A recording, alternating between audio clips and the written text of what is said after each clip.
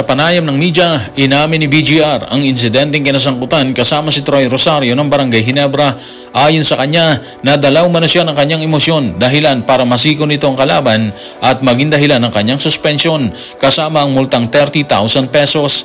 Bukod kay BGR, umamin din si Coach Chot Reyes sa harap ng media. Pag-amin ni Coach Chot, wala sa isip nila ang Grand Slam ng TNT Tropang 5G pero hindi naman niya ikinaila na kinausap niya ng matagal ang kanyang mga player tungkol sa nasabing usapin at ang ilan nating mga kababayan tinawag na iyakin o reklamador si Coach Chot Reyes. Matatandaang nabigyan ng technical ang coach ng TNT nang sipain ito ang isang upuan at magreklamo sa rep bunga ng hindi niya nagustuhang tawag ng huli sa ilang eksena sa natapos na sagupaan ng Magnolia at TNT Tropang 5G nitong nagdaang June 18. Tutukan po natin ang lahat ng yan pero bago yan, paki-subscribe, like and share na lang muna para pareho tayong updated.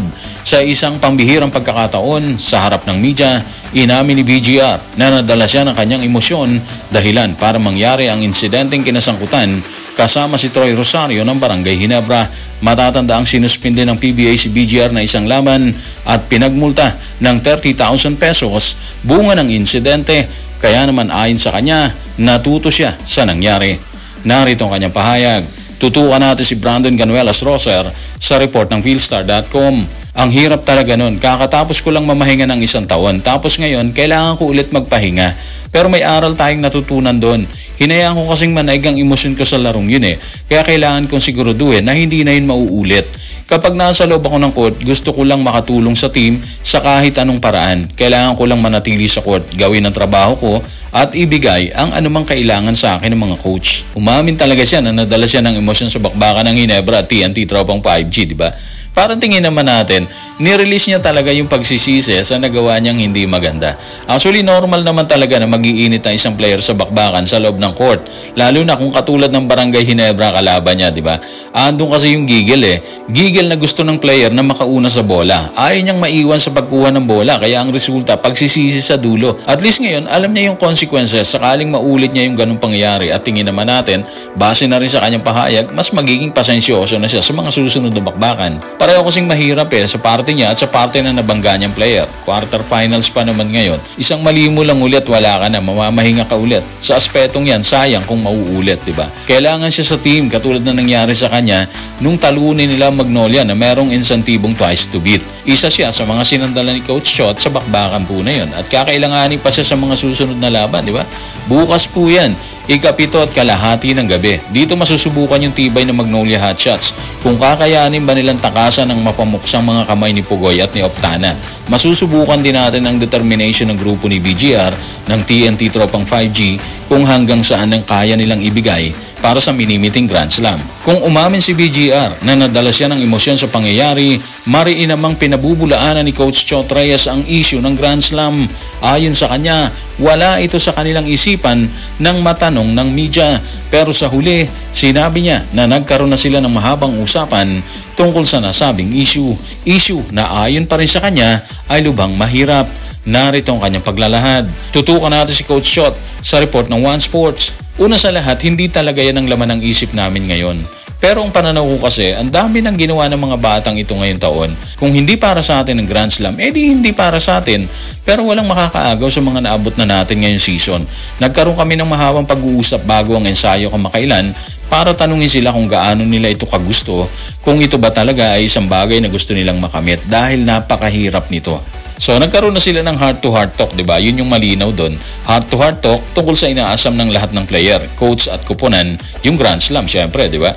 Katulad ng malimit natin sinasabi, bibihira yung kupunan na pumapasok sa ganitong sitwasyon. Dahilan para gawin lahat ng grupo ni Coach Chot ang anumang makakaya para maisalba ang bawat laban. Hindi man nila inamin na nasa isip nila yung Grand Slam, nagpapakita naman siya ng interes na ang kininyon nang sabihin niyang mahaba ang naging usapan nila ng kanyang players sa TNT Tropang 5G.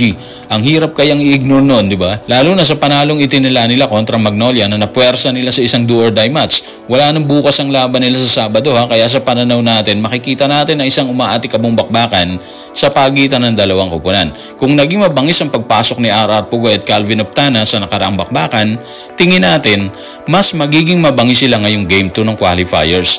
Ibubuhos na nila ang lahat dito para manatiling buhay ang pag-asa nila sa semis and of course kalaunan, kung papalarin sila, makausad sila sa finals. Pero hindi basta-basta bibigay ang grupo ni Coach Chot. Alam natin, naghahanda sila sa bakbakan. Gusto nilang biguin ang paghahangad ng Magnolia, di ba? Kung tutusin, ang dami nilang bala dyan. Andyan si Paulie, si Save Lucero, si Ian Sanggalang at iba pa. Kaya sa paningin natin, magiging dikit at mainit ang magiging laban.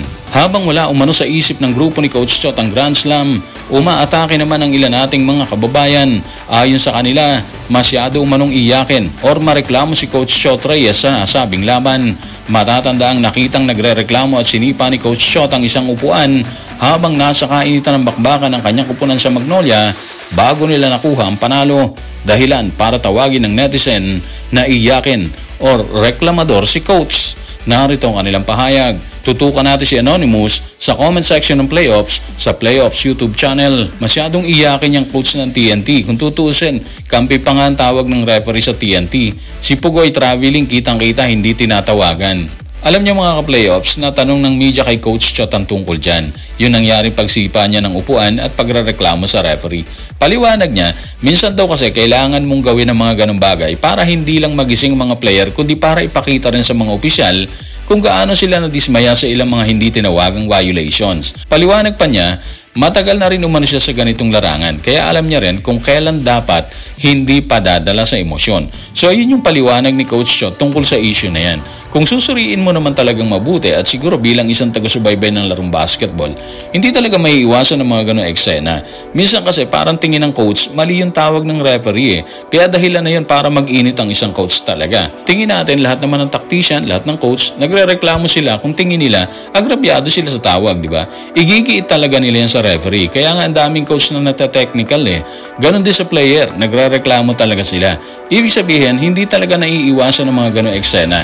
Pero sabi nga nila, at the end of the day, basketball yan eh. Naiisip din nila na nangyayari talaga mga ganong eksena na hindi kontrolado ng bawat official at player na nasa loob ng basketball court. Sa nangyari kay Coach Chot, kahit natawagan siya ng technical bilang babala sa kanya, hindi natin pwedeng sabihin na matatapos na yon. Hindi lang kay Coach Chot actually, kasama ang iba pang coach dyan. Paniwala tayo na patuloy na mangyayari yan dahil parte na yan ng bakbakan, lalo na kung sobrang init ng laban. So guys, maraming salamat.